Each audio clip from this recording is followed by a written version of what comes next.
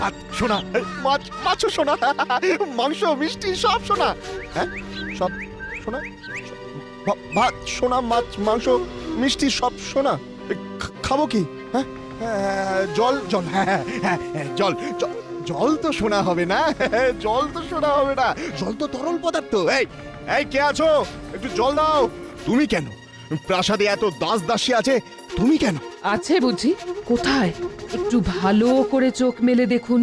সামনে যারা আছে তারা সোনার মূর্তি, কেউ জীবিত নয়। জীবিত মাত্র 4 জন, আপনি, আমি, আমাদের মেয়ে মণিমালা, আর কারাগারে বন্দি মহামন্ত্রী।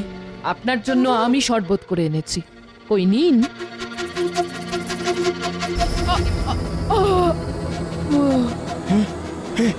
কি হলো? কি হলো?